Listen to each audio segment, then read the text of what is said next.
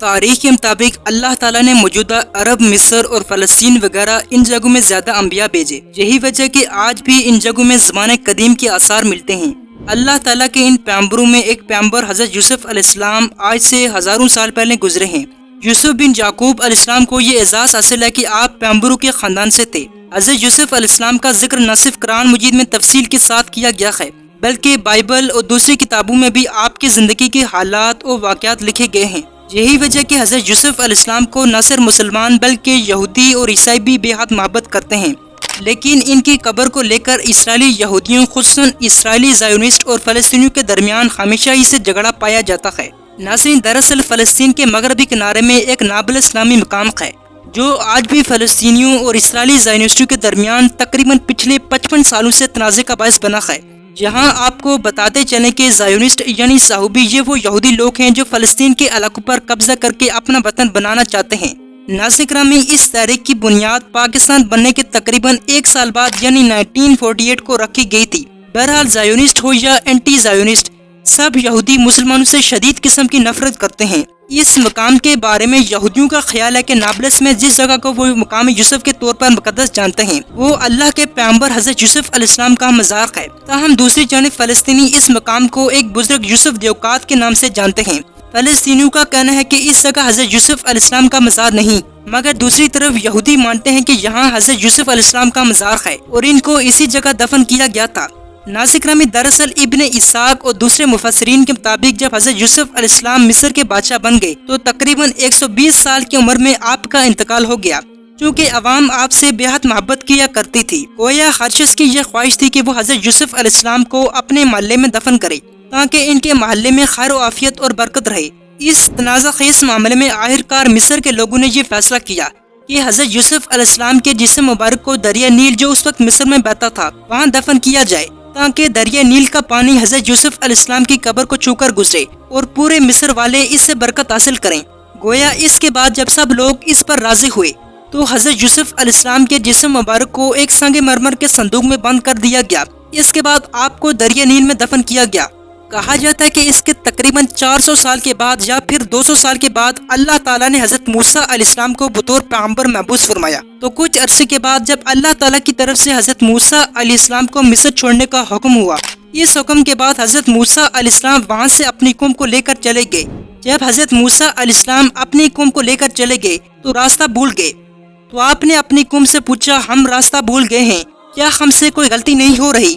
تو ان کے قوم کے بڑے بڑے لوگوں نے کہا، ہاں غلطی ہو گئی ہے۔ حضرت موسیٰ علیہ السلام کے پوچھنے پر لوگوں نے بتایا کہ جب حضرت یوسف علیہ السلام فوت ہونے لگے تھے تو انہوں نے بنی اسرائیل سے یہ وعدہ لیا تھا کہ جب تم لوگ اس شہر سے جانا تو میری لاش کو بھی اپنے ساتھ لے کر جانا اور مجھے بھی وہاں دفن کرنا جہاں میرے آبو اجداد دفن ہیں۔ اس کے بعد حضرت موسیٰ علیہ السلام نے پوچھا کہ ان کو کہاں دفن کیا گیا تھا، لیکن موسیٰ علیہ السلام کے اس سوال کا کسی کے پاس کوئی جواب نہ تھا کہ حضرت یوسف علیہ السلام کی قبر کہاں ہے۔ بالآخر پتہ چلا کہ ان کی قبر مبارکہ صرف ایک بوڑھی عورت کو معلوم ہے۔ اس کے پاس اس بوڑھی عورت کو حضرت موسیٰ علیہ السلام کے سامنے لایا گیا تو اس بوڑھی عورت نے حضرت موسیٰ علیہ السلام کو حضرت یوسف علیہ السلام کی قبر کے بارے میں بتایا۔ اس کے بعد کہا جاتا ہے کہ حضرت موسیٰ علیہ السلام نے تابوت یوسف کو اپنے ساتھ اٹھایا اور حضرت یوسف علیہ السلام کی عین وصیت کے مطابق آپ اس کو ساتھ لے کر چلے گئے۔ ناظرین، اس کے بعد حضرت موسیٰ علیہ السلام نے پھر آپ کو کہاں دفن کیا اس کا آج تک کسی کو صحیح علم نہیں ہے، لیکن دوسری طرف یہودیوں کا خیال ہے کہ حضرت یوسف علیہ السلام کے جسم مبارک کی باقیات کو مصر سے لا کر نابلس کے مقام پر دفن کیا گیا تھا۔ اس حوالے سے یہودی اپنی مذہبی کتابوں کا حوالہ بھی دیتے ہیں، لیکن دوسری جانب بعض محررین یہودیوں کے اس دعوے سے صاف صاف انکار کرتے ہیں۔ ان کا کہنا ہے کہ نابلس میں موجودہ قبر 200 سال سے زیادہ پرانی نہیں ہے۔ محررین کا کہنا ہے کہ حضرت موسیٰ علیہ السلام حضرت یوسف علیہ السلام سے 200 سال بعد مبعوث ہوئے، مگر ان کی آخری آرامگاہ کے بارے میں کہا جاتا ہے کہ وہ مصر میں ہے، مگر ان کی قبر کا کوئی پتہ نہیں۔ اس کے علاوہ بعض مورخین کا کہنا ہے کہ یہ قبر ایک مزار میں ہے جو اسلامی طرز تعمیر پر بنایا گیا ہے۔ اس کے اوپر ایک گنبد ہے اور ایسا کسی دور میں بعض مسلمان طبقات اپنے مردوں کو دفنانے کے لیے کرتے تھے۔ بہرحال یہودیوں نے اس مقام کو 1967 کی جنگ میں قبضہ کر لیا تھا۔ اسرائیلی قبضے کے بعد یہ جگہ یہودی آبادکاری کا مرکز ہے اور آئے روز یہودی اس مقام پر اپنی مذہبی رسومات ادا کرتے ہیں۔ یہی وجہ ہے کہ یہ قبر یہودیوں کے لیے نماز اور عبادات کا مرکز ہے۔ یہودی ہر عبرانی مہینے کے آخر میں مقام یوسف میں داخل ہوتے ہیں اور 2 روز تک وہاں قیام کرتے ہیں۔ یہودی آدھی شب وہاں آتے ہیں اور اگلے روز طلوع آفتاب کے بعد وہاں سے چلے جاتے ہیں۔ ناظرین گرامی، اس کے علاوہ بھی تاریخ سے معلوم ہوتا ہے کہ یہ قبر عثمانی دور خلافت میں بنائی گئی، اور عین ممکن ہے کہ عثمانی دور میں یہ قبر اور اس پر مزار بنایا گیا ہو، یا پھر فلسطینیوں کے مطابق یہ قبر ایک نیک شخص یوسف دیوکیات کی ہے۔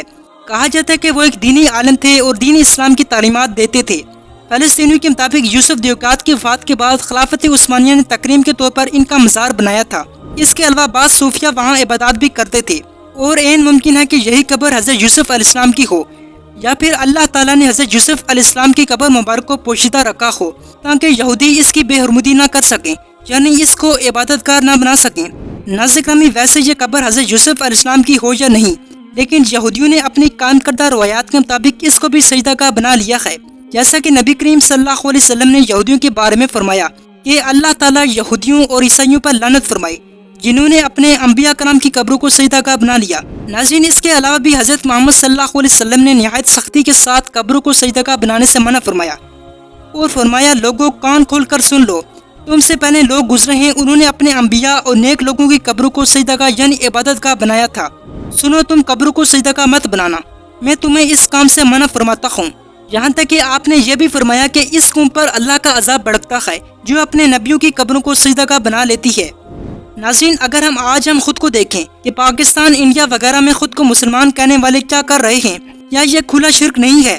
بہت ہی افسوس کے ساتھ کرنا پڑتا ہے کہ ہمارے علماء جو تبلیغ کے لیے دوسرے ملک جاتے ہیں، انہیں چاہیے کہ سب سے پہلے اپنی قوم یعنی اپنی عوام کی اصلاح کرے۔ بس اللہ تعالیٰ سے دعا ہے کہ اللہ تعالیٰ ہم سب کو ہدایت فرمائے۔ بہرحال اس کے بارے میں آپ کی کیا رائے ہے کمنٹ میں بتائیے۔ امید کرتا ہوں آپ کو اس ویڈیو میں بہت سی چیزیں جاننے کو ملی ہوں گی۔ اگر آپ ہمارے چینل پر ہیں تو ہمارے چینل کو سبسکرائب کیجیے۔ تب تک کے لیے اجازت دیجیے، اللہ حافظ۔